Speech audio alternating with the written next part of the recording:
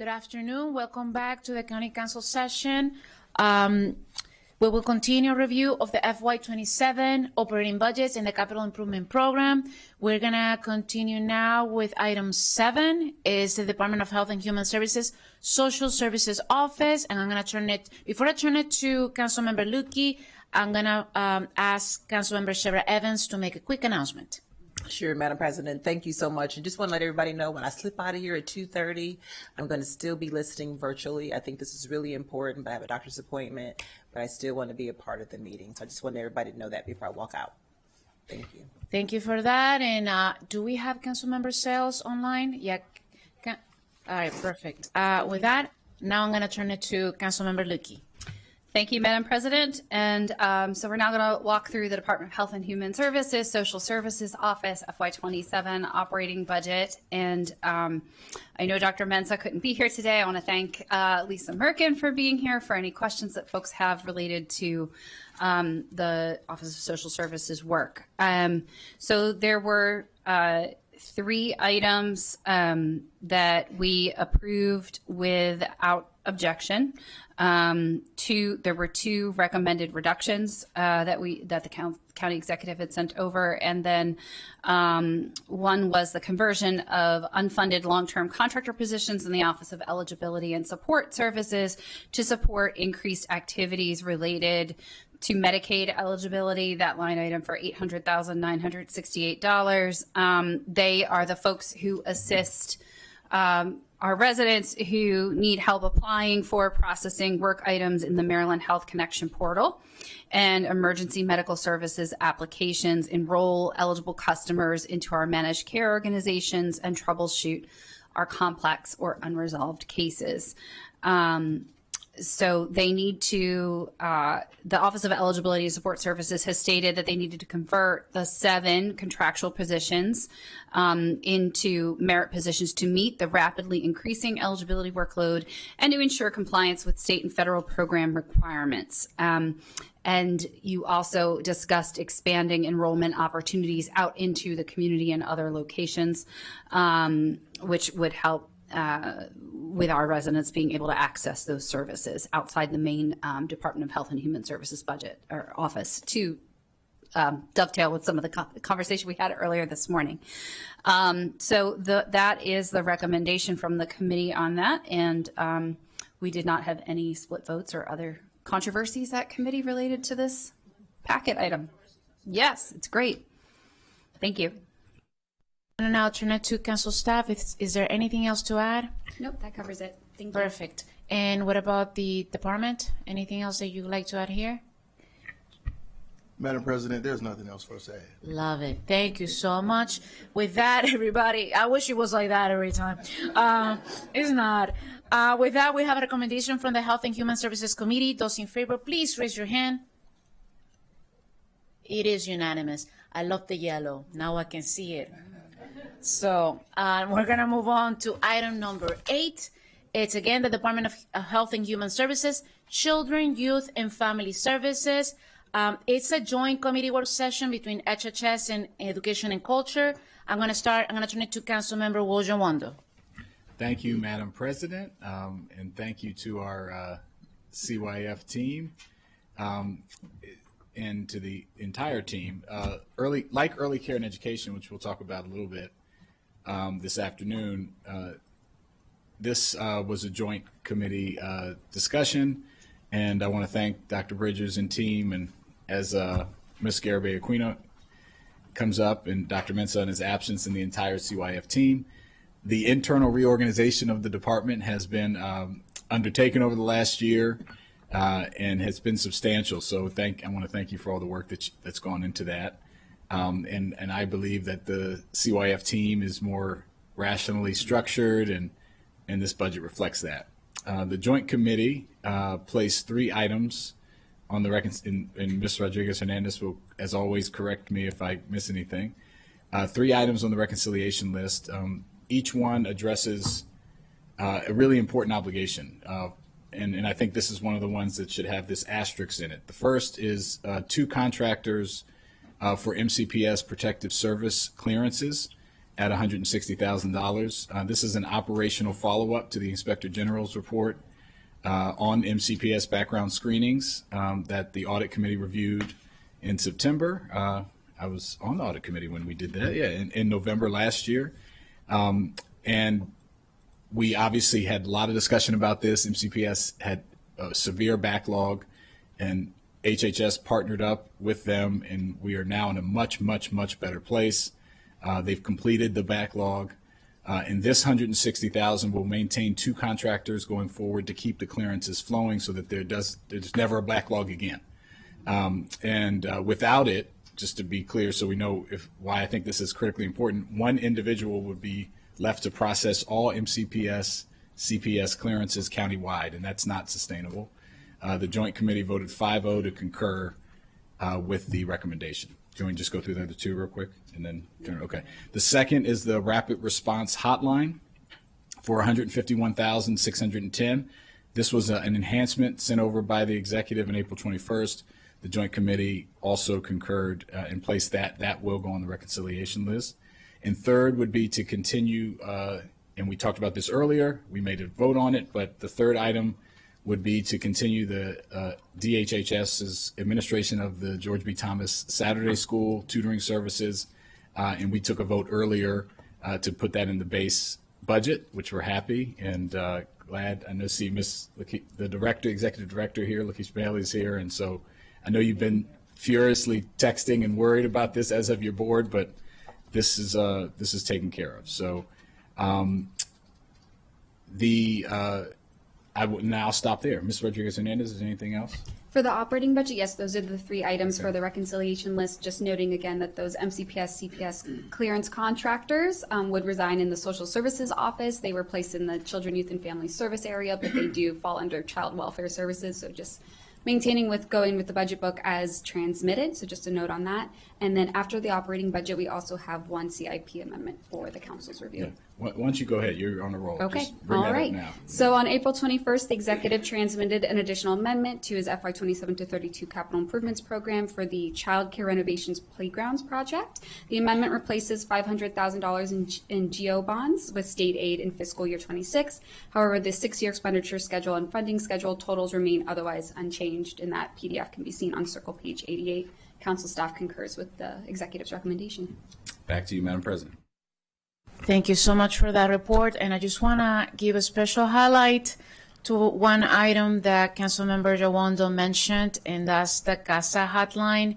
Look, we are going through a crisis where immigrants are being targeted, and this hotline is vital, especially with all the work that we're doing in the county council and also with our ILAs in the Maryland General Assembly. So it's on the rec list, and I just want to state on the record that I wholeheartedly will support it next week in full council. With that, I'm going to now turn it to Councilmember Andrew Fritzen. Thank you, Madam President. I'm really happy about George B. Thomas. I was ready to go to bat, as I have from the beginning of this budget on this, and glad we took care of it this morning. So thank you to colleagues for that. Ultimately, let's figure out where it lives in terms of the budget, but allowing it to live was the most important thing, and proud that we were able to step up and do that and ensure that the families who have been relying on this for a long time and will continue to rely on it don't have to worry about it for the next week and a half and beyond. And I do think that if it was on the rec list, it would be very hard to get it off. So we have protected it from that. And ultimately, that was the original plan until we stepped in to do what we did. So appreciate that and proud that we were able to do that. Did want to note specifically the Office of Inspector General report. I'm glad that it's now being viewed as critically important. I know that the background checks that was proposed as a cut, as a reduction to eliminate that. I think it's really important. There have been a lot of conversations and discussions and serious concerns among parents and families about what this means, that we were not ensuring that our children are protected. And that was wrong. That has been identified. It's now been addressed. And to backtrack from that, I thought was a really bad message and an even worse reality had it come to fruition. So I'm glad that the proposal that was put forward before is not going to be pursued. So glad we're going to move forward with that. Glad it's now being seen as critically important. I definitely believe that it is. I'm not sure that we have any greater responsibility than protecting our children. And this item is specifically there to protect our children. So thank you for that, and I'll yield back. Thank you for those comments. I'm gonna, next is Councilmember Don Lukey. Thank you, Madam President. And I just want to touch upon a couple of things because two of them are in this packet, and then there's a separate item, or there had been a movement to add things to the reconciliation list that were not part of the county executive's budget that'll be in a separate discussion that we have not yet had, but they are inherently intertwined. One piece is the rapid response hotline that the council president just spoke to, and we've got that as a clearly delineated separate item. The 151,610 that was a 5-0 concurrence, but there was some conflation between our Lighthouse program and the administrative support related there to that, our Latino Health Initiative program, and so on. And so I just wanted to flag that on this budget in the packet on page 5, if you look, it says restore continuation of Lighthouse as a 3-year grant program and administrative support. Then there's a separate item below it, continuation of services in children, youth, and family services originally funded with Lighthouse to provide ongoing services. Both of those items, the joint committees voted 6-0 to support. And just wanted to be clear with respect to the Lighthouse, since there was some worry that something was or wasn't happening. It was really a realignment of how the work gets done. Nothing has been lost. Everything has been accounted for across the different budget items. And so I just wanted to make that clear so that subsequently when we talk to about the Latino Health Initiative, that we've, or to the extent folks have questions about that we've already noted that there was funding provided in the budget to assist with their work. And again, everything's complementary, but the department has found it to put it in its proper places in the way that makes sense moving forward for everyone. So with that, just wanted to note that for everyone. I think that was great. Thank you so much for noting that, Councilmember Lukey. I don't see anybody else wanting to speak. With that, Council President, sorry, I just do want to clarify. The Joint Committee did not take a vote on one item in the Children, Youth, and Families budget, and that was related to a reduction for the after-school programming to the Carroll Ave/Quebec Terrace neighborhood and transition participants to Excel Beyond the Bell and MCPS high-dosage tutoring services. It was a reduction of $133,523. However, the committee did not take a vote because they wanted confirmation between DHHS and Montgomery County Public Schools that they would support the transition of those current participants to the additional services that were mentioned, not only for this program, but also for the elimination of the Washington Youth Foundation contracts related to tutoring and mentoring as well. Yesterday, the department and MCPS did transmit a memo to the council stating that partnership and highlighting how they will support those students very specifically for each of those programs. So just wanted to know that there was not a committee recommendation, but they did transmit the memo. Ms. Rodriguez Hernandez, thank you so much for your work and for flagging that. This is why we appreciate your staff. They're like very competent. I'm going to turn it to the chair of the Education and Culture Committee in case he has to add anything on this. Yes, thank you. And I had requested this confirmation, and yes, I'm looking at the memo now. Thank you from Dr. Bridgers, from Nikki Porter, who's the Chief Academic Officer at MCPS, from both agencies confirming that these 27 families and those kids are not going to get lost in the shuffle. It's my home area, New Hampshire State's Oakview Elementary, where I went to school, and it's a really highly impacted area. We've had ICE agents hanging out right outside the schools there, and it's just these kids and families, like all of our kids and families, need the support. So really happy to see the transition plan, and I would just ask that you keep us updated. I am comfortable with the switch and the reduction in light of this memo and the communication that's happened between both. So thank you, Madam President. I'm going to turn it to Councilmember Kate Stewart. Great. I just want to say thank you to the committee and all the work to confirm that the families are going to get the support they need. And hopefully, as a district council member, happy to help with any of the transition, and just want to thank everyone for their work on this.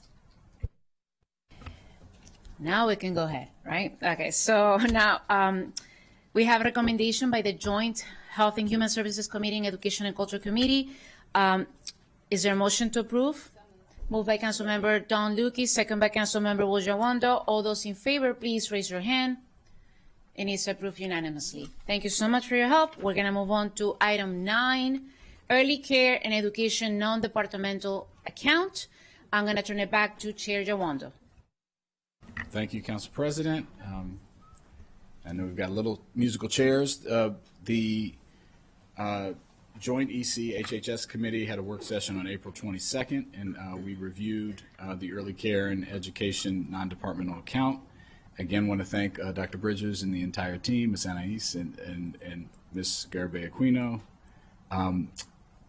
There's been a lot of work that's gone into this that won't be fully represented today, but to these next few items over the last few years. And I am very pleased with the work. We have a lot yet to do, but we've made a lot of progress. There are 57,000 plus children under the age of 5 in Montgomery County. And about 32,000 of them are eligible for subsidized care, but we're only serving 12,000 right now. And so we have, that's up from a few years ago, but we need to close that gap, and that's what this is about. The state of Maryland froze its child care scholarship program in May, and there's 1,000 Montgomery County families that are now on the wait list for state scholarships, and it's a big need. Here's what the Joint Committee unanimously voted out. First, to concur with the executive's recommendation on the $500,000 enhancement to move 23 children from the state child care scholarship wait list, which I just talked about, into the county's Working Parents Assistance Program. That would be on the reconciliation list, but it would be an attempt to continue to make progress and target specifically based on DHHS's true cost of care. $300,000 of it would go to 13 infant and toddlers, and $200,000 would go to 10 preschool age children. The second recommendation was that these were all unanimous, was to add a second tranche of the $500,000 for this same program to the reconciliation list beyond what the executive recommended. This would move an additional 23 children for a total of 46 from the wait list to the county program.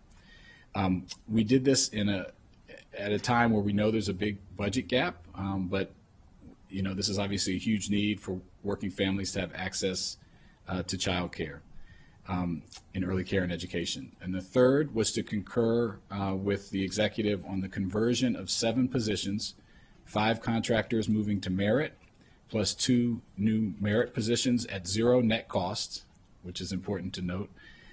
This is for internal stability for the Early Care and Education Initiative, and the annualization in FY28 will cost about $405,000, but it's offset by $285,000 in operating expense savings. So the real ongoing cost is around $120,000 a year. That is a really important investment for these folks that are doing this work with our earliest learners. Fourth, the Joint Committee the council will determine the FY27 compensation adjustment of $69,121 and the 2.5% inflationary adjustment, which would be $22,163 as a part of something we're going to take up tomorrow. So we obviously deferred that. Just one other thing I want to underline. I want to thank the department publicly for the transparency. We were in a much different place last year with the NDA and wanting the money to be spent down. I want to thank Dr. Bridgers and team. We're in a better place this year. And again, always room for improvement, but I feel confident that these are very sound investments.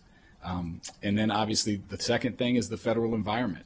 We know that these programs are under pressure and funding is at risk. So I think it's important that we step up as much as we can. So those are the recommendations from the Joint Committee, Madam President. Thank you so much for that report. I'm going to turn it to staff. Anything else to add? That was it. Thank you. I do want to say thank you for that. I do want to mention I truly appreciate the committee for adding the additional $500,000 for the Working Parents Assistance Program for early childhood education. And just a reminder that when we talk about education, it's not just MCPS. It's not. Education starts since a child is born. In this particular industry, the early childhood educators also deserve a raise, they also deserve protections, and they deserve to have funding for working families to put their children into these centers. I hear so many comments from teachers who are pre-K teachers, and they have shared the experiences where they're getting children into the classroom who don't even know how to use the toilet. They're not potty trained. And that's happening because many of our children, especially low-income kids, don't have access to early childhood education programs. So this money is crucial. So when we, again, and I feel like I had to say it, it's not, when we say education, it's not just MCPS. So this money is going to go to the reconciliation list, and it's like right on top of my priorities. Okay? And I said it. I'm not going to say anything else. Nobody else wants to say anything else. With that, thank you so much. And we have a recommendation by the Joint Committee from HHS and EC, Education and Culture. Is there a motion to move the committee's recommendation? Moved by Councilmember Wojawando. Second by Councilmember Don Lukey. All those in favor, please raise your hand. Any passed unanimously. Thank you so much. We're going to move on to item 10. Children's Opportunity Alliance Fund, non-departmental account. Again, I'm going to turn it back to Chair Jawondo. Thank you very much. And these are connected items. We have the Children's Opportunity Alliance NDA, and we're joined by the Executive Director. This is our designated early care and education coordinating entity, and just recently redesignated.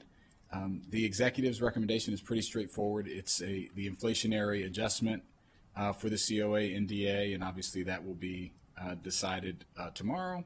And the Joint Committee unanimously voted to concur with the executive's recommendation. I do just want to say that COA plays a very critical role in coordinating across our early care and education system, and they have done a great job. And in our partnering with our DHHS community and the private sector and folks that are in the workers, everything. So they helped produce, they produced the common agenda that we're working towards now, off of now. And we just had a briefing on the workforce study. So they are doing a lot of work, and I want to just thank you publicly for all the work that you and your team are doing. So it was a unanimous recommendation to concur with the executive, Madam President. Thank you very much. Anything else from staff? Yes, the Joint Committee did also add $125,000 to the reconciliation list for a state-level early care and education workforce staff position for the Children's Opportunity Alliance. COA states the position will aligns with their legislative core duties, their role in the common agenda, and their new role in the newly formed collective impact cross-state work group for the early care and education workforce that is carrying on Montgomery Moving Forward's charge to reform early care and education workforce at the state level. And they believe that this position will help support that role as well. And I'm sorry, part of the common agenda is to change state policy so we can cover more kids and pay the workforce more and all those things. So yes, we did add this item in a tough budget year because we thought it could leverage a lot of change, including funding from the state level. So yes, that's on the rec list. Thank you so much. I'm going to turn it now to colleagues. I'm going to start with Councilmember Kristen Mink. Thank you. Yeah, I just wanted to note on the position ad there that the chair just talked about, that we had a very fulsome conversation at committee about it, and what we noted is that this work is very expensive, right? We added $500,000 to cover another 23 families, and we're chipping away from many different angles as best as is possible, but our tools are limited. We really need more tools, and this full body has expressed this many times, and so I think I'm not saying anything new here, but I just wanted to note that this position is really in response to that. If we don't have somebody who is really focused on advancing the work systemically at the state level, it just doesn't happen. And so we have seen the progress that can be made when that focused work is happening. It would be a real shame to lose the momentum now. And noting that in addition to, the workforce piece, we must get to a place where there is dedicated funding for early care and education. We are never going to be able to reach our goals if there is not a dedicated funding stream that really recognizes and funds early care and education as a public good. To the Council President's point about MCPS, K through 12, like we really need to be responsible for more. And so, we have to take the advocacy very seriously at the state level if we want to reach that goal, and that is going to pay dividends when we get there. So it is a tough budget year, but I think the idea of this position as we go into reconciliation is to advance the work forward and eventually find some relief in terms of fiscal capacity with the partnership of the state. Thank you for that. I'm going to turn it to Councilmember Don Lukey.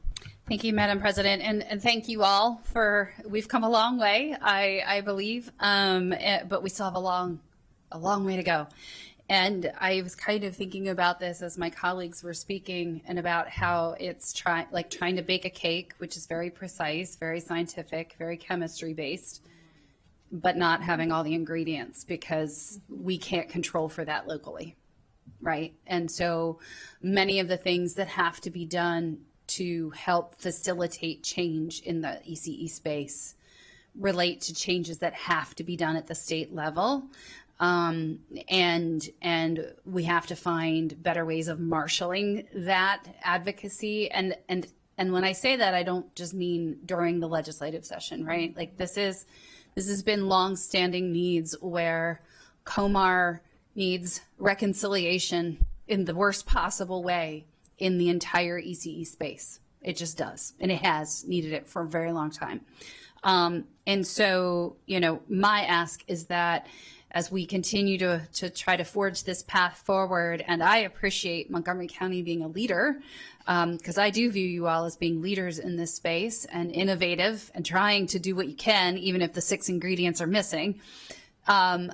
But that also you keep the education, culture, and HHS committees apprised of that, even if it's just copying us on the work that is happening at the state, so that we're not waiting for a briefing or waiting for a budget discussion, because these are really critical things. And also it helps you to use your resources in us too. So please do use us in that way and rely on us to keep as a part of that ongoing conversation outside of the budget discussions and outside of the regular updates. And with that, I turn it back.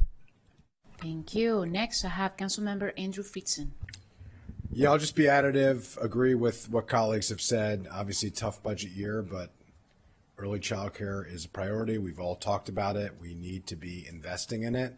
I am hopeful that we can get over the kind of turf battles of the past of who is responsible for what and really lean into the delivery of services for our families and most importantly for our youngest children. There are few things that we can do from a moral, social equity standpoint and from an economic advancement standpoint that would be more impactful than making a real meaningful difference in early childcare. I really do think that is an area that could really transformationally change families, and as much or more importantly than that, the lives and the opportunities for children. By the time they get to kindergarten, it is way too late. We have missed so much. So appreciate the work. This has been a longstanding commitment. I think sometimes our execution hasn't been as strong as our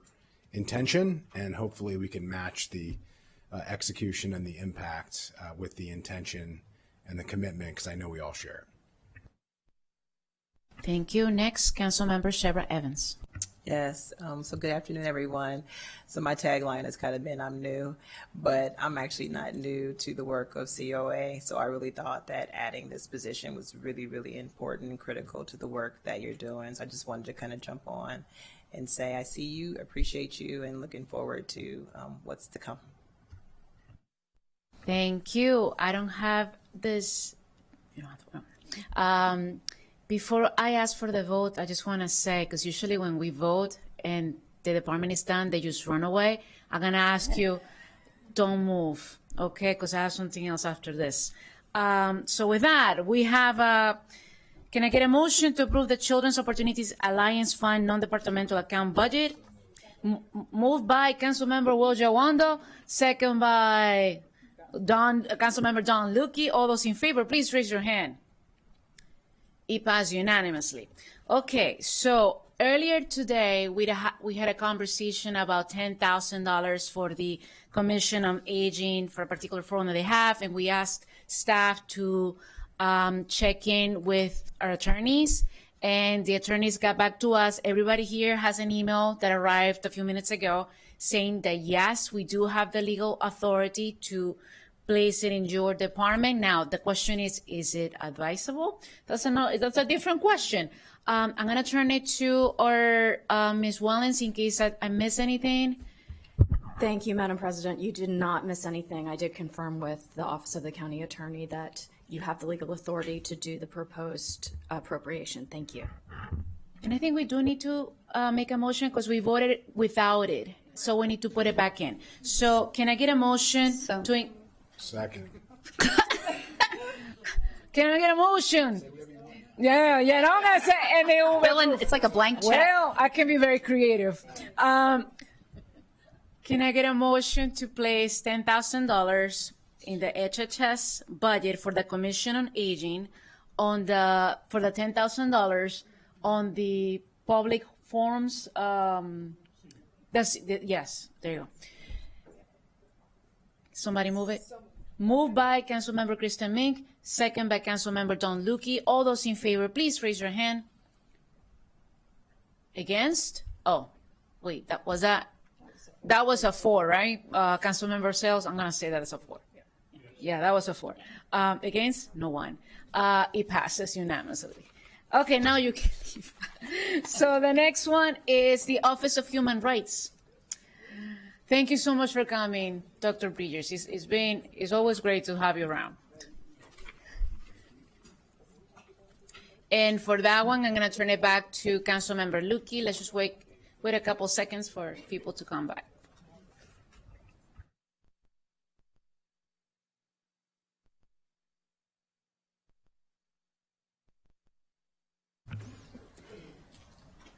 I said we could get you a little name tag for the chair. Yeah.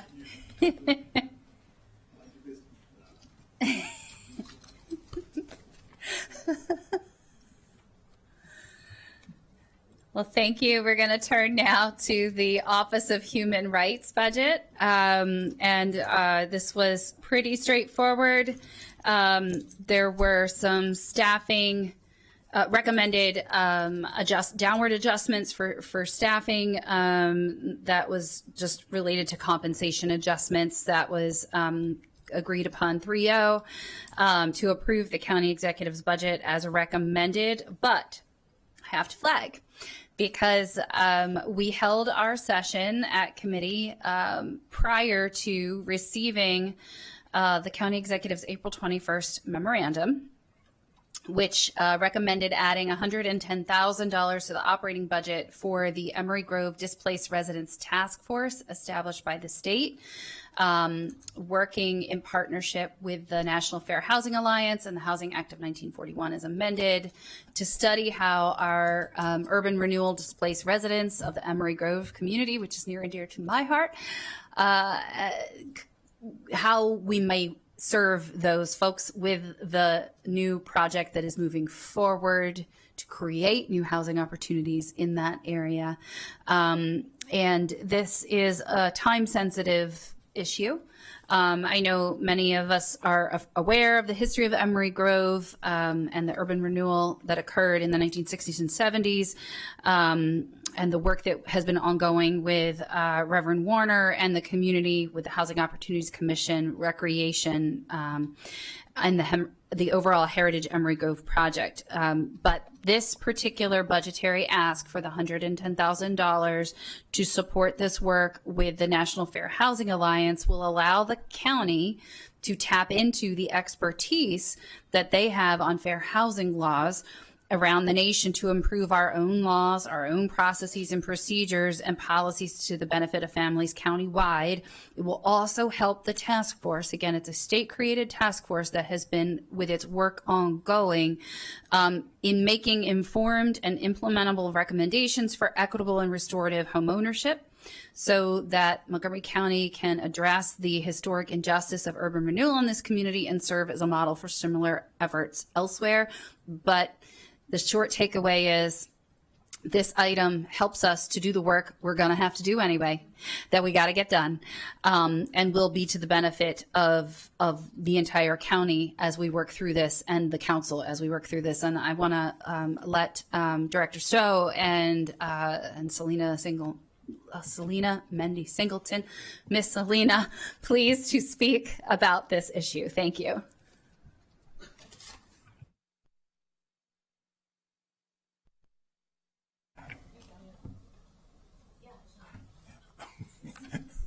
First of all, good afternoon to all of you. This is a very important piece that we are involved with, and Councilman Lukey, thank you so much for your leadership in this area and direct involvement with the things happening in Embry Grove. You all are maybe aware of the significant history there. Urban Renewal, as you know, was a marvelous intended program that didn't quite meet the bar that is set in terms of deliverables. And this community was no exception. I always at least like to get on the record that there were some 112 buildings, houses, businesses, and so forth that were part of that initial community. And the promise was made then to, again, to raise those and then to be replaced with new housing opportunities, new opportunities for businesses and so forth, displace some over 500 people when this program actually occurred, who never were able to come back to their community. And to date, there is no Black business community concentrated in Montgomery County, period. And so as a result of all this, we really are looking at this issue. And thanks again to Delegate Charlotte Crutchfield and also Greg Weems and their leadership at the state level to try to do something about this. And so the emphasis, as again, very well articulated by our council member Aluki, we're trying now to go back in and do something a little bit different in this instance, not only to remember, but to try to restore. And so not only will the Fair Housing Alliance help us on the fair housing side of this, they have been successful in suggesting and implementing programs that have enabled persons to be restored back to reparations, if you will, to the original state of many of their communities and so forth. So we're excited about their expertise that they can bring to our work, the task force, and we're hoping then that this will allow us then to move aggressively through and bring back to this party some bold initiatives, some things that you can really think about and hope to put your hands around and support, so then that we might do justice by these persons who live in this Embry Grove very historical community. And by the way, this is only one of about 40 that went to a similar kind of promise and promises not kept arrangement. So at any rate, we wanted to come before you today and just share that I am here because of the task force work being placed in the Office of Human Rights by the state, as well as my serving as the chair. So this is the reason I'm here to, again, add some additional information that you may or may not have, and certainly answer any questions that you might have. I'm also very familiar with the Fair Housing Alliance. I've known those folks for over 30 years, and so they do what they say, and you can just look at their website at their reputation nationally in this area, and often is called upon by Congress to come and testify about how we can better, believe it or not, how we can better look at, again, fair housing across this country as well. And I must say this, too, that, again, President Chelsea Andrews could not be here today, but wanted to be able to say with you, to all of you, I should say, how much she appreciates the support. I'm going to say this, the anticipated support of this measure, so then that it may go forward and help us in this regard. So again, thank you very much. Thank you for that, Director Stowe. I'm going to ask Ms. Singleton, is there anything else that missing from the report? There's nothing else to add. Thank you so much for your contributions. I'm gonna turn it now to council members. I'm gonna start with Council Member Evan Glass. Thank you very much, Madam President. Thank you, Director Stowe and Ms. Singleton. I appreciate Councilmember Lutke starting off asking about Emory Grove, and appreciate you uplifting others who have been critical in that work, particularly Delegate Crutchfield and Wims as well, and Reverend Warner.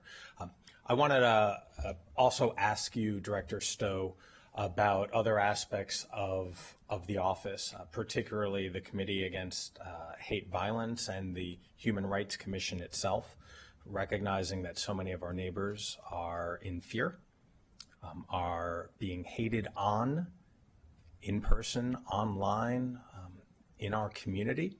We continue to see anti-Semitism, Islamophobia, homophobia, it is all uncorked. And we're seeing it all, and you and your department is so critical to making our community feel safe. What are you seeing, and what do we need to continue doing to make sure everybody feels welcome in our community? Thank you so much, Councilmember Glass. You pretty much captured the whole thing. All that you said is occurring here in our community. And probably the thing that is most distressing, most concerning is that persons don't feel safe. And we don't feel safe in a very fundamental kind of way. That really disallows your involvement, your engagement in a lot of activities. And so we're seeing then persons who are staying away from events and activities. And so for fear then that they may be in situations that may put themselves in jeopardy. And so I think that is the thing we're seeing there. Also, we're seeing in housing as well. Persons are again being treated differently because of their national origin. We see that rising as well. The issue of anti-Semitism, as you mentioned a minute ago, excuse me, is a real issue again for our community.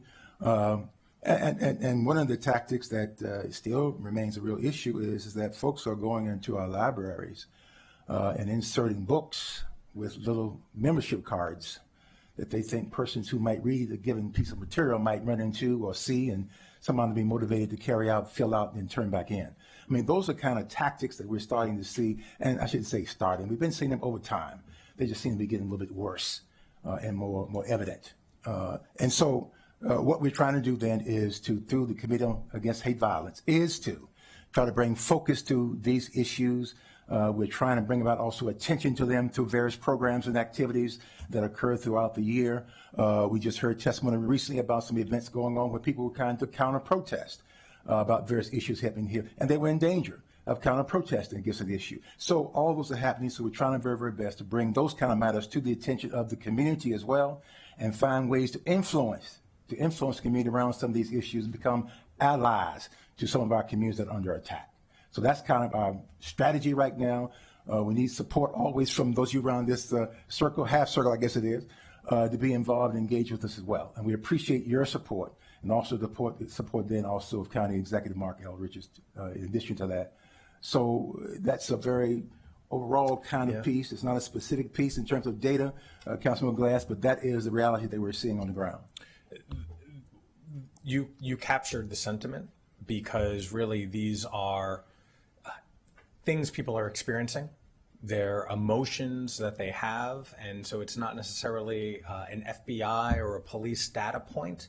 It is a reality. Yes, it is. And I know we started this conversation or a few moments ago talking about funding for BCCs, and I'm not going to make any recommendation, but I would say let us know what more you and the committees need, because as you noted, people are receding from public life. They are fearful from stepping out and going into a town square or into a park for a celebration, or just to be themselves. And so whatever we have to do to let people know that they're loved here, safe here, welcome here, we're committed to doing that. And so just express my appreciation to all of your board members, your commission members, and your staff as well. Thank you very much, sir. Thank you. Next, we have Councilmember Sidney Katz.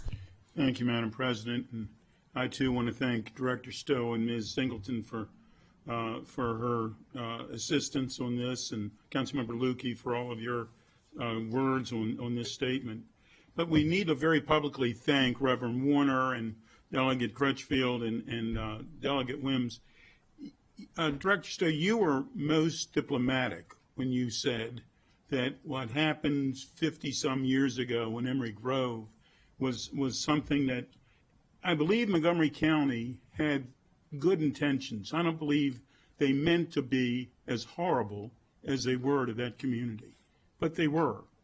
There was families that had lived there for generations that were displaced, thinking that they would have a better life. And what it ended up is they didn't come back. And if it weren't for the church that Reverend Warner now is the minister for, there would be no heart of Emory Grove.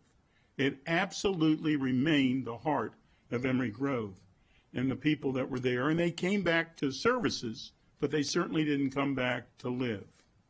This is finally, 50-some years later, the way that Montgomery County, it took us way too long to get here, but at least we've gotten here. And I believe it's not only is it for the history of Emory Grove, it's really for everyone to remember that we made a horrible mistake. We, Montgomery County, made a horrible mistake, but at least we can learn from it. And at least we should no longer have that. So I wholeheartedly support that. And I also have to tell you that our former colleague, Craig Rice, has texted me in the middle of all of this, and he thanks everyone for what we're doing on this as well. But to Councilmember Glass's, and of course he had to watch and has to give comment, and I'm hearing you, Craig.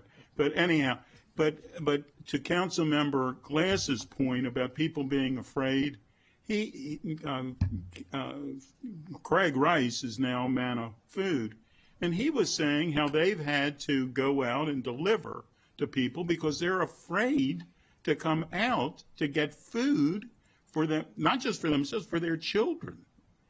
What has this world become?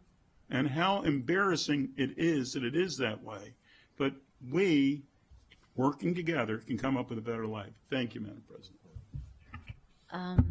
I had to say that I'm always proud to be on the county council, but those words by Council Member Katz, I could feel the emotion. So thank you so much for saying it in the way you said it. And it really embraces the values that we have in Montgomery County, and we're going to move forward. With that, I'm going to turn it back to Councilmember Don Lukey because we actually need to make a motion. Yes, we do. So I would like to move to add the $110,000 to the operating budget reconciliation list to support the Emory Grove Displaced Residents Task Force, as we've discussed.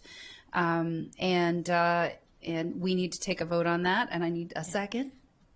Somebody? Thank you, sir. I have my sidekick. We share a border there. Our district's right there at Emory Grove, and then once we do this, I will move to approve the budget. So we have a motion and a second to add $110,000 for this project. Can please raise your hand if you agree, and it is unanimous.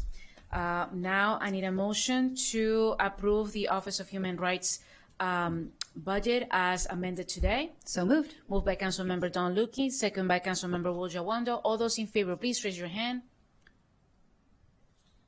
Against? No. She was yes. Just a little delay. And it passes unanimously. Thank you so much for coming. Okay, I appreciate it. We're going to move on to item 12, is the Office of Food Systems Resilience. In those, I see Ms. Heather coming this way, and I'm going to turn it back to Councilmember Lukey to kick us off as Ms. Heather Bruskin settles down with the rest of the staff. Okay. As we go through the musical chairs, and good afternoon to you, Director Breskin. It's always a pleasure to have you with us. We're going to talk through the Office of Food Systems Resilience budget. There's just a few items on this particular discussion piece. Everything was a 3-0 vote. And so first we requested $150,000. We concurred with the county executive's recommendation for the community, the existing gardening grant. Sorry, I was going to call it the community gardens grant, but that's not actually what it's called. So that would be, as you look in your chart, it's listed as Enhanced Food Systems Education Grant Program. So that's where that line item appears. We took a reduction of $150,000 for the Retail Food Access Program. Another reduction of $230,779 in the Food as Medicine Grant Program. Those were both county executive recommendations. There was a technical adjustment totaling $65,107 with prior contracts and some realignment with the Department of Health and Human Services. And then, of course, the 2.5% inflationary adjustment to nonprofit service provider contracts, which we would take up tomorrow. No, right after this. Sorry. You know, these days are long and they kind of run together. So we are not, I am just flagging that, but that goes with all the other inflationary adjustments in a subsequent discussion. So with that, I turn it back over to staff and to Director Bruskin to add anything else. Director, is anything else? Because I know council staff, she did everything, right? So, Director, anything else that you'd like to add before we vote? No, thank you. I'll just note really quickly that what you see reflected in this budget is the realities of doing what we can with the resources that are available. And so in particular, we've really prioritized sustaining the initiatives that are supporting our community through the disruptions caused by federal policy changes. But the success of these initiatives are also tied to our deep partnerships throughout the county government and other priorities reflected in the broader budget beyond OFSR. So thank you for the opportunity to be here today. Thank you for that, Director Bruskin. You have been such an ally, especially for me. I'm going to speak for myself on all the community gardens in my district. So thank you for all the work that you do. I don't see anybody else wanting to speak or ask that question. With that, we have a recommendation by the HHS committee. All those in favor, please raise your hand. And it passed unanimously. So now, thank you for coming. Now we're going to talk, item 13 is the inflationary adjustment for all nonprofit providers. Thank you to every single person who's here, because we know why you're here.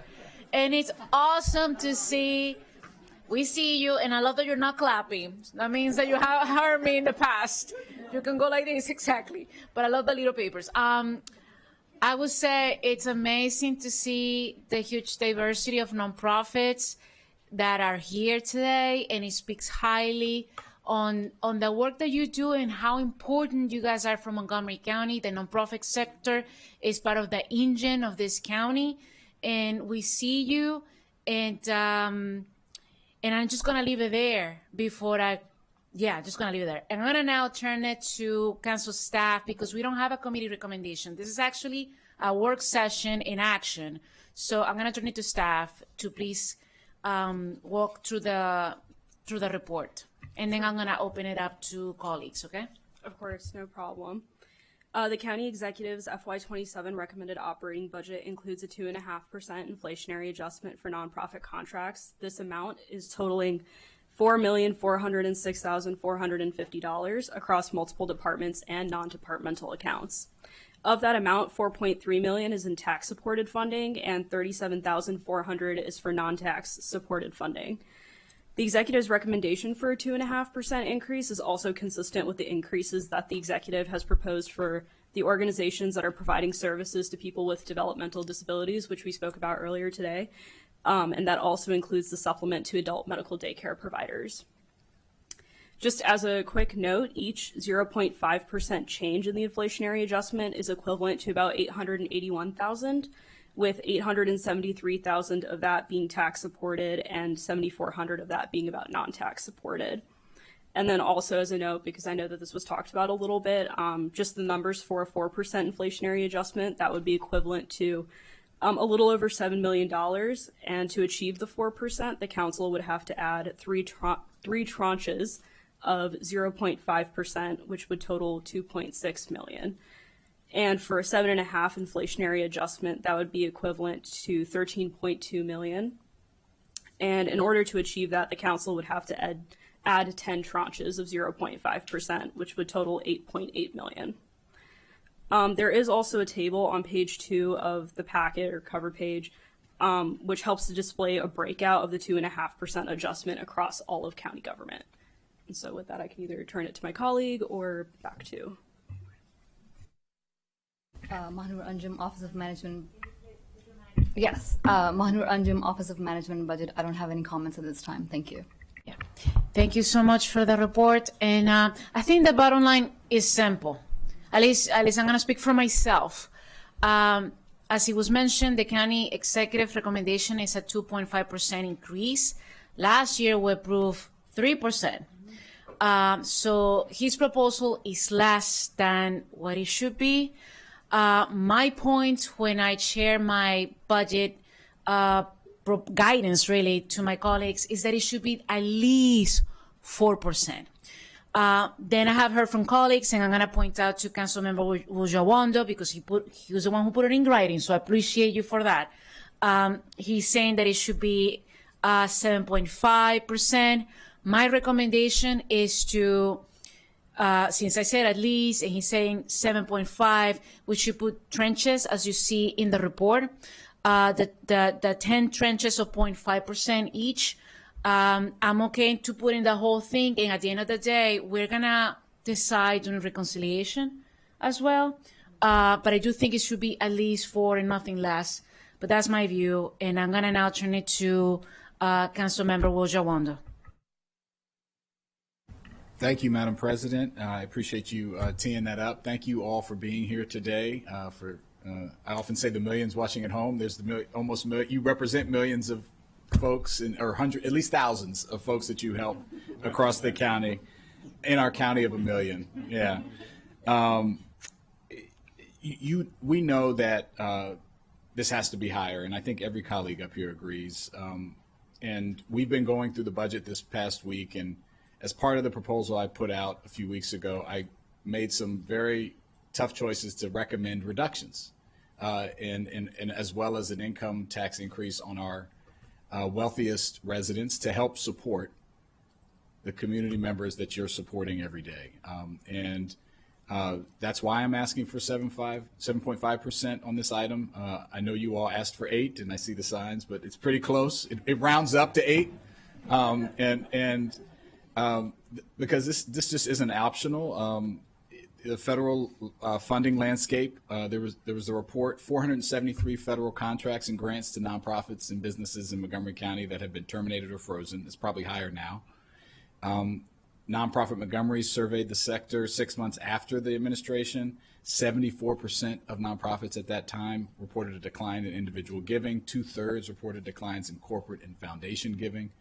And that's before we take into effect the CFC. That I used to participate in the Combined Federal Campaign, which traditionally has sent $70 million from federal government employees to over 4,500 charities and nonprofits. So this is we know this is getting worse. At the same time, our most vulnerable residents are at risk. Later this year, we have folks going to lose Medicaid. We've had food assistance taken back, Head Start, and I know you all know and are seeing this. So I think we have to find a way to prioritize this when the federal government has turned its back on so many.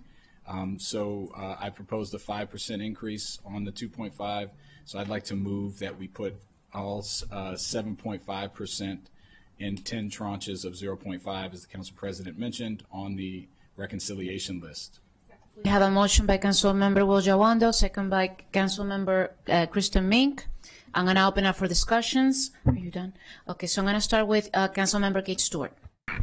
Thank you, and I want to thank everyone who's here and who's engaged and agree with what the Council President said and Councilmember Jawando said regarding the importance of our nonprofit community. And right after this, we're actually talking about our community grants. And one of the reasons why in the fall we this council moved forward with our strategic planning grant process, as well as the federal resiliency nonprofit grants, is because we knew the stress and the impact what's happening at our federal level is having on each and every one of you.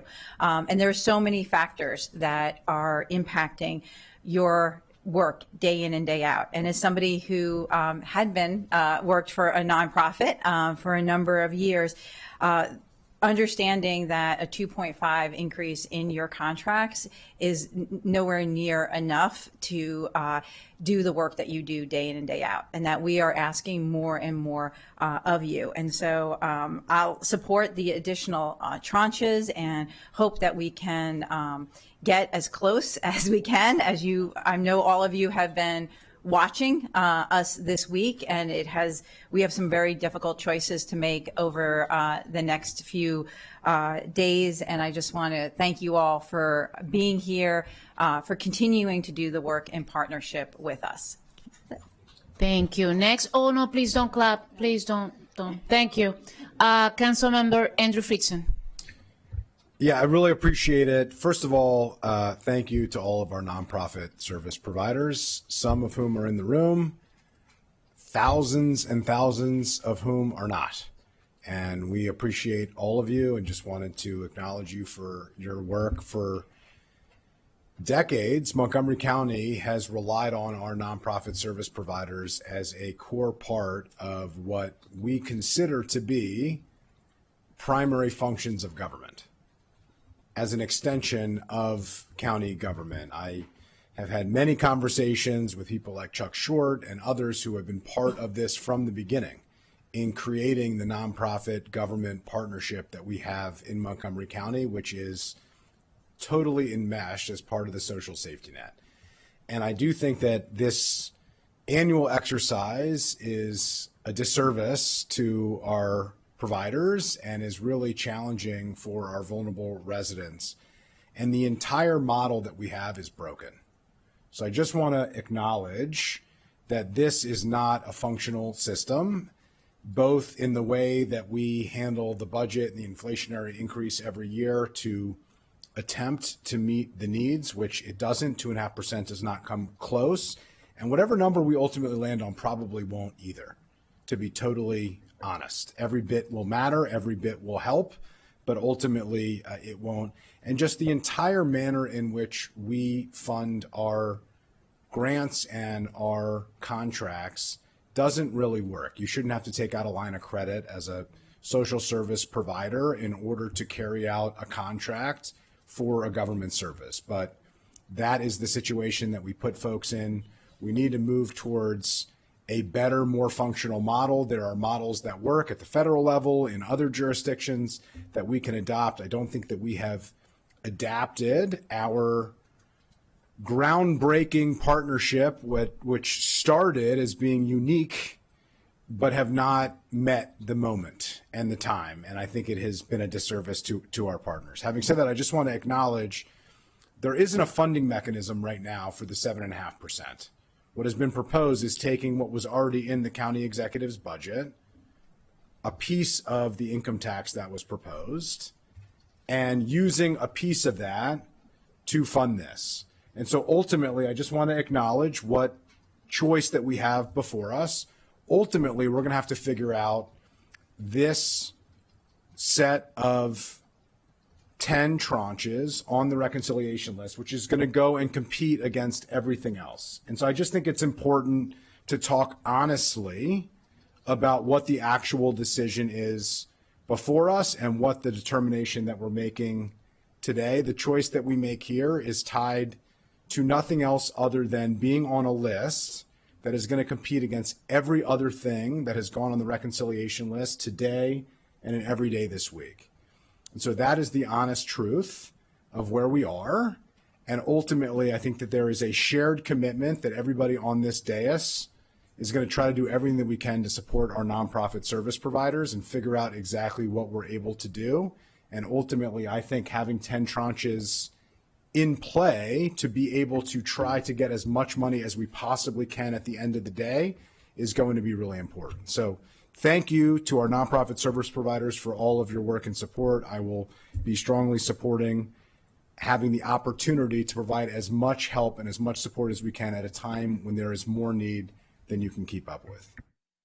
Thank you so much. And a reminder that it's so important to also offer reductions. And I look forward to tomorrow's discussion. Councilmember Evan Glass. Thank you very much, Madam President. Thank you, everybody, for joining us, because I know the fact that you're here now means that you have some work you got to do when you leave here. It's never ending. I know that because before joining the council, I was the CEO of a county serving nonprofit, the chief everything officer, like so many of you are. And what we need to change here in county government is that you are not simply service contractors, you are partners. And that disconnect has lasted for far too long. So I appreciate the motions that have been put forward, recognizing that there is a lot of work to do. There is parity that must be achieved, because as we support county functions, internal county functions, and support the staff that do that work, we have to support our external county partners as well. That has not happened for a very long time. And so within this budget, we will do the best we can to create that parity. But there's a lot of work to do to make sure that we're in a better position for next year's budget. I'll support this motion. Thank you. Thank you. Councilmember Kristen Mink.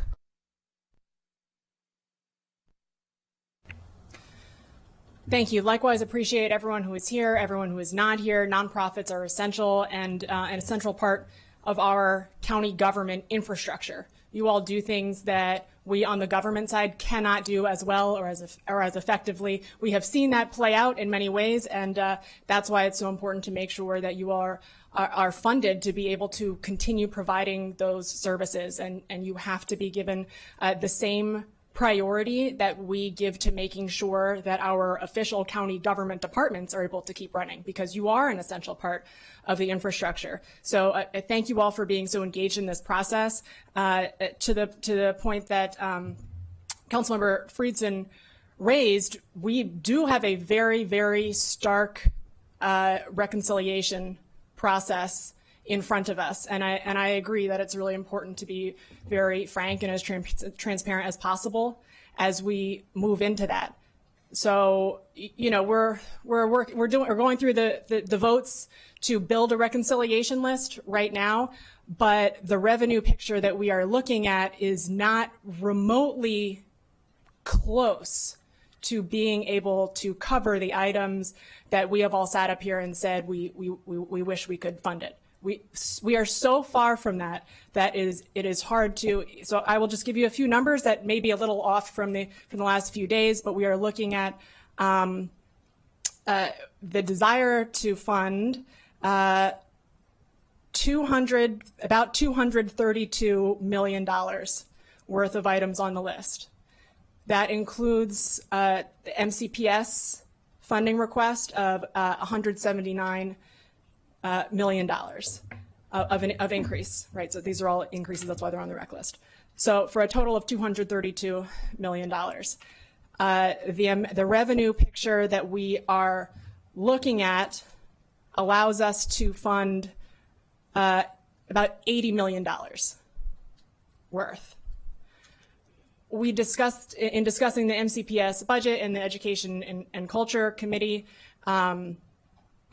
we recommended in a 2-1, we recommended that we not cut more than $30 million from the MCPS request as we looked through their line items and what would actually result in a reduction of services. That would result in a reduction of services to some extent, but also we're looking at a very difficult scenario. Again, everybody is going to have to give to some extent, and so, you know, we hoped to offer up a floor. I'm a former MCPS teacher. I cannot sit here and there has to be a limit to which I'm willing to pull money from the schools. That said, we have other essential services in the rest of those items that we also need to fund. And so I think that's the point that colleagues are raising here, that we've got some really difficult discussions ahead of us. We have gotten creative other years. I think we're going to have to be looking at options. I know that there are proposals for items to cut from the base budget, which I so appreciate colleagues for lifting those up. We are going to have to do that. We're going to have to find, there are guaranteed, right, in this giant county budget, there are things that are maybe longstanding items that we need less this year than some of the very urgent items that have been prioritized on this reconciliation list looking for funding. So we're going to have to work really, really hard to use that to find as much space as we possibly can. But again, the gap that we are looking at is, again, between about 232 million and 80 million. So please do stay engaged.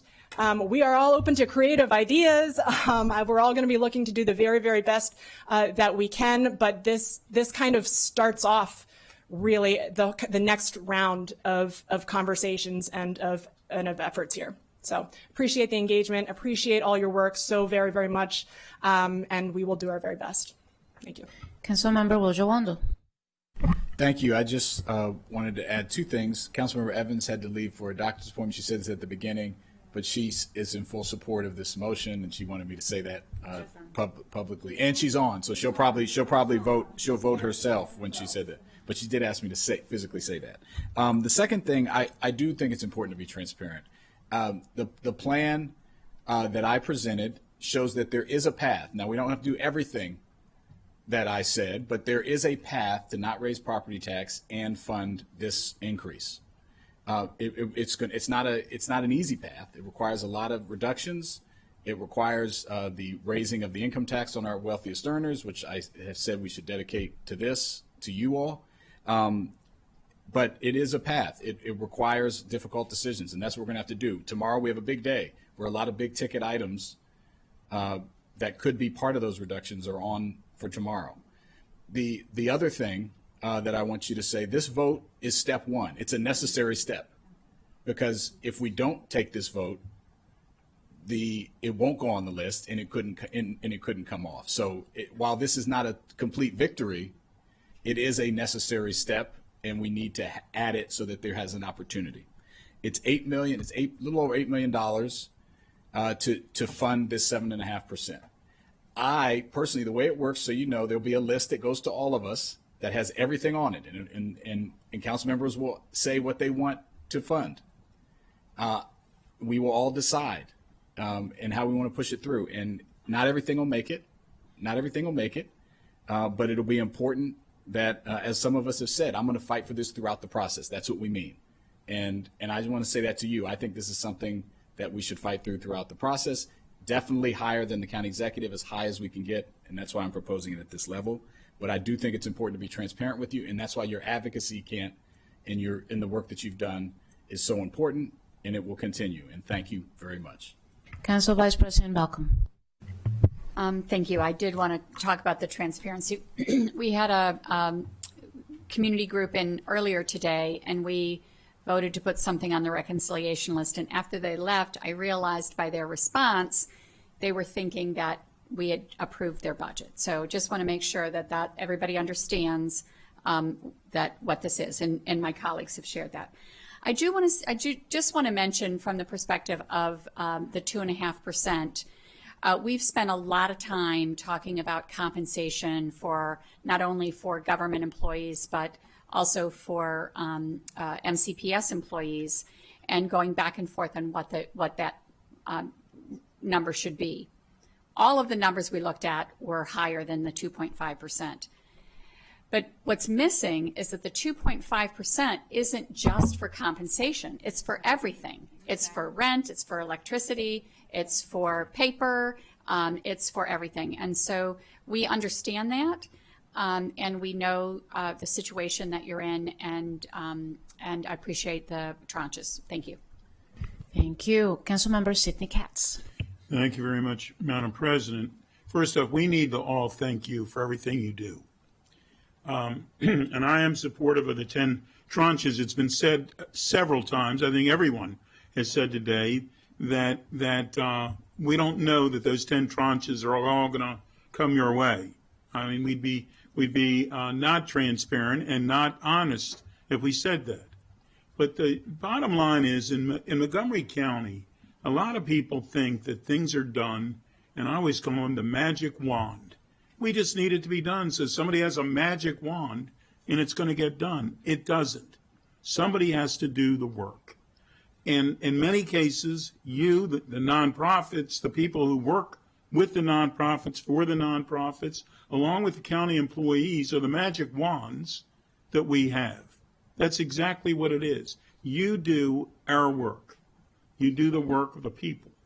The bottom line, and to Councilmember Friedson's and others have said it many more times, and it needs to be said one more time, we need to be fair, we need to be transparent, and we need to be honest. The reality is, if you're not on this list in those 10 tranches, there's no way that any of those tranches, even the first tranche, is going to come your way.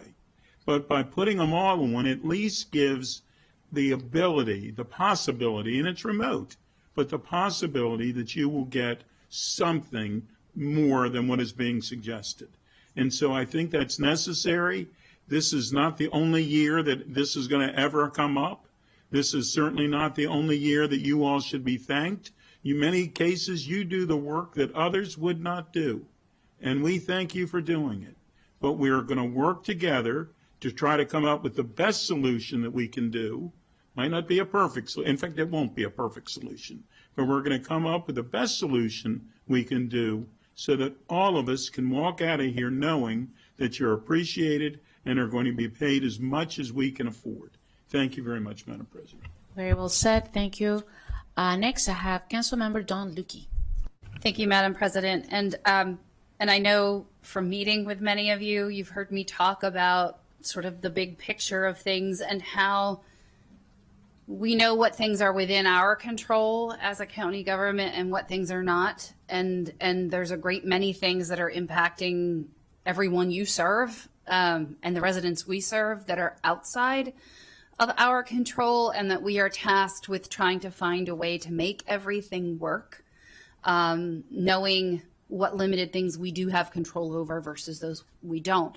And I know that over the time that I have served in this role, I have met with many of you trying to talk through ongoing challenges with respect to indirect costs, and that was spoken about by one of my colleagues, and standardization. Right, making sure these things, like there are certain things with respect to how these contracts are done that are pain points for me that need to be made easier for all of you, need to be made easier for county government to administer. And I look forward to us outside the budget process being able to continue that work forward as we navigate this, because those are significant things and they cost everybody time, right? And unnecessary frustration. And I certainly will support the motion to make sure we're keeping this on the reconciliation list, because again, it's the big picture. You have to be able to look at everything all at once as you find the way to make everything work. But I do want to clarify, because it was explained that this is about what we want to fund. And the reconciliation list, more than anything else, is about what we are able to fund, because it doesn't mean that we wouldn't want to fund every last item that we have placed on there. And that's the God's honest truth, because we wouldn't even want to keep them alive if we weren't still considering that and thinking through it and thinking about how to make all the different parts work together. And it is about what we are able to do at the end of the day, knowing the financial limitations we have, not necessarily about overall want. And you know, my neighbor here just explained the MCPS landscape and all those different pain points there too. We have finished our HHS related work here today, and that is our second largest budget that we must consider as county government, and we have much to do. And I guarantee there will be 11 different flavors of how do we get this resolved. But it isn't because we don't care about these items, and we do care about all of them, and we know the significance of the work that is being done. So I just wanted to place that there because I really do think it is not for lack of want or heart or understanding in any way, shape, or form. But we have a long road ahead of us that we must execute in a few days. So thank you. Thank you. We have a motion to add 10 tranches of 0.5% to the reconciliation list, and it has been seconded. All those in favor, please raise your hand. Councilmember Sales. Okay, there you go. It passed unanimously. Thank you all for coming. I'm going to move on to the next item, and it's community grants non-departmental account. And I'm going to turn it to the chair of the committee, Chair Stewart. Great, thank you. As Mr. Murphy is making his way down and Ms. Clemens Johnson, I do just want to note that we are looking at the community grants, NDA, and then we're going to look at cost sharing, but these are only pieces within the overall Office of Grants Management. Sometimes we focus a great deal on the community grants piece of this, but the Office of Grants Management does an array of work, including bringing funds into our county, as well as tracking and keeping us all informed about the impacts of the federal administration. But the budgets that we have to review today, because they have items on the reconciliation list, are the community grants, and then we'll move over to the cost sharing.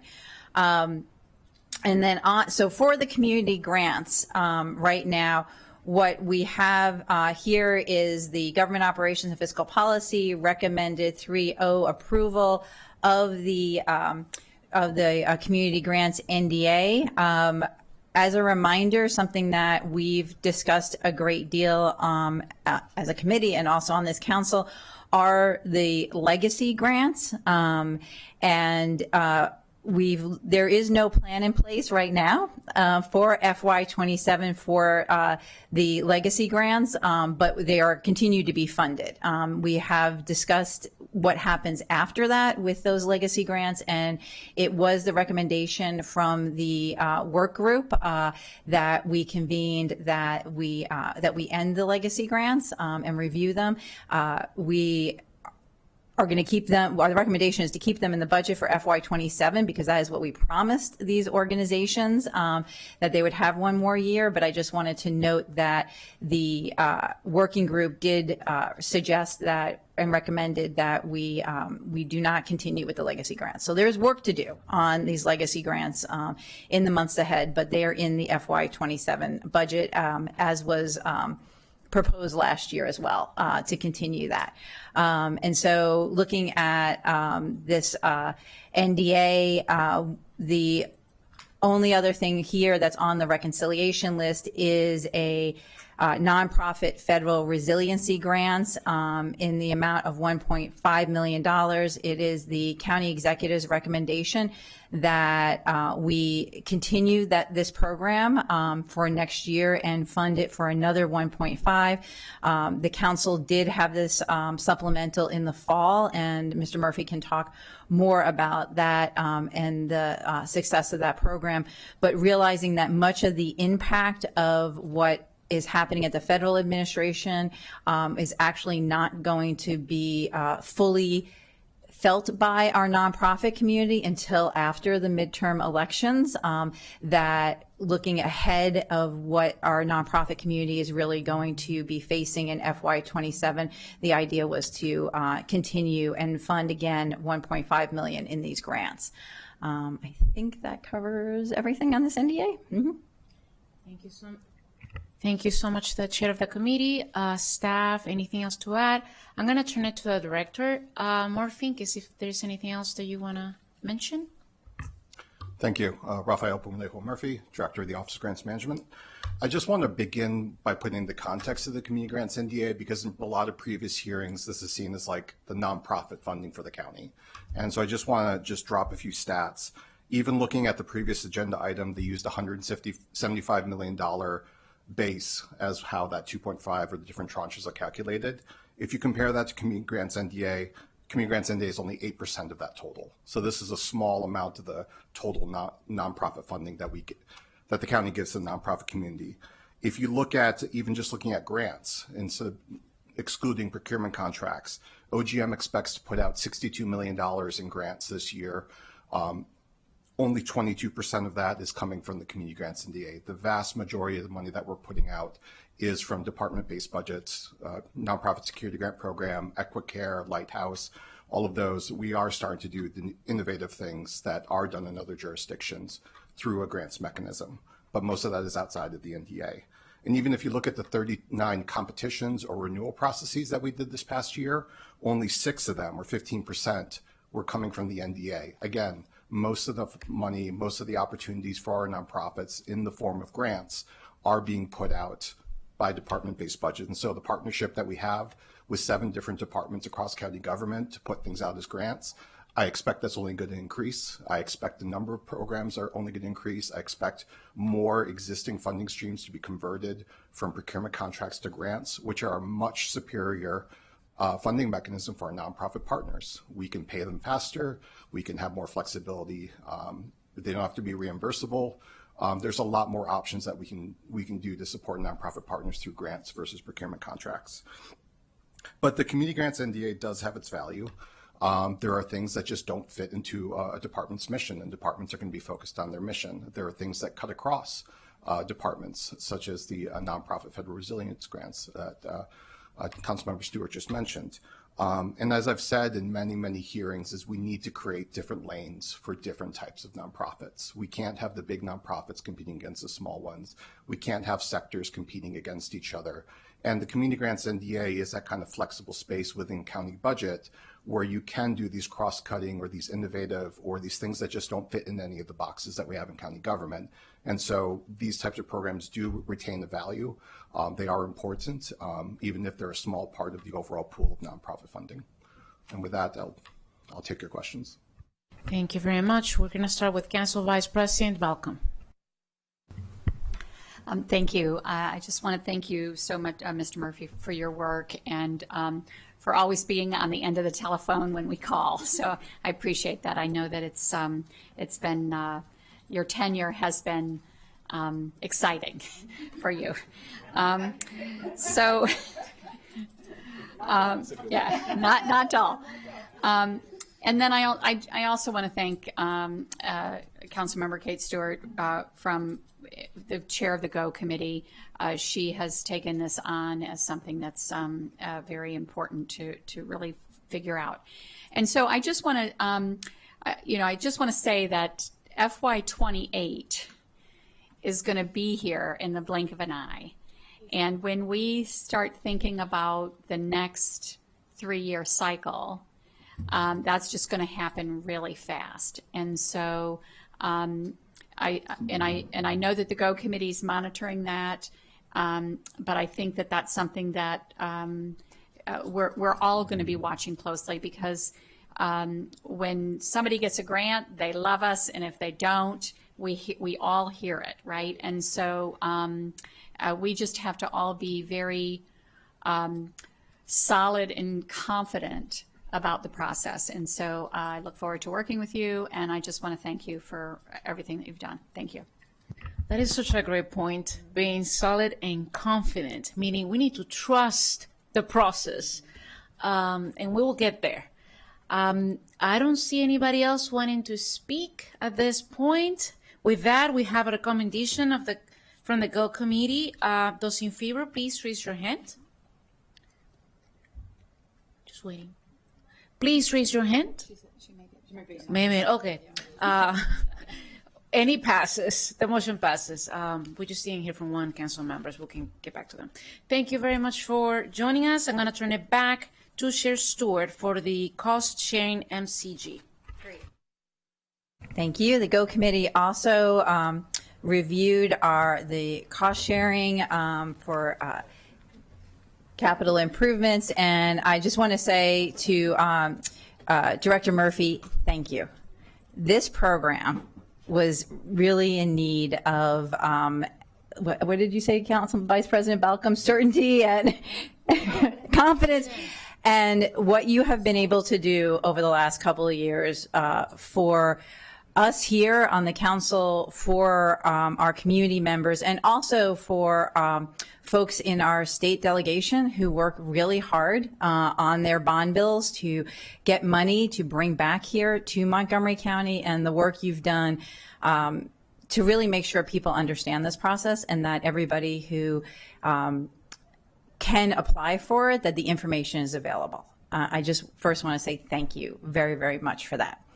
The recommendation that the committee reviewed to put $200,000 on the reconciliation list for the Charles E. Smith Life Communities Reimagining Ring House has no reflection on you as the director of the Office of Grants Management, nor does it have a reflection on the worthiness of the Charles E. Smith Life Communities Reimagining Ring House. Why we put this on the reconciliation list is because the county executive took $200,000 out of the recommended amount for the cost sharing after the notice of funding opportunities, the NOFO, had gone out to the community. So this notice had gone out that we had, I think it was $3 million, and people were already looking at applying for it when the county executive had taken out $200,000, so reducing that amount. The committee did not feel that that was appropriate, given information had already been shared with the broader community and a NOFO had been issued. Understanding also that that amount of money we had in cost sharing is not going, and I know Mr. Murphy has also just looked at the first round that's come in for request, was not going to be enough for us. So I just wanted to note that's why that item is on the reconciliation for us to consider. Some other items we discussed was for CASA. This was a change in the request. Good news, because they were able to receive money from our federal delegation, and so the request was reduced to $500,000. And then again, just the capital grants, the $3 million for the cost sharing, $2 million for capital projects, and $1 million for art grants is in there. So there's only one item for the reconciliation list, and again, that's the $200,000 for the Charles E. Smith Life Communities Reimagining Ring House. That was great. Thank you for the report. I'm going to turn it to council staff. Yes, I just want to be clear, because of all of the puts and takes, is that the ring house item was added to the reconciliation list, which would take the amount of the total expenditures for the FY27 CIP to $5.7 million. If that item is not approved, I believe the intent, if we follow the PDF, would be for there to still be $5.5 million total, meaning that $3 million for the capital grants and $500,000 for CASA. So I just wanted to make sure that that was clear for the record, that there wouldn't be a further reduction to 5.3. Thank you for that clarification. I'm going to turn it to the director in case there's anything else that you would like to add. On this program, no. Thank you. Now to colleagues. Anybody has any questions? Seeing none. Thank you for the great explanation. We have a GOG committee recommendation. Those in favor, please raise your hand. And it passed unanimously. Thank you so much for coming today. That was the last item on the agenda for today. I'll see you tomorrow at 9:30, and we are adjourned.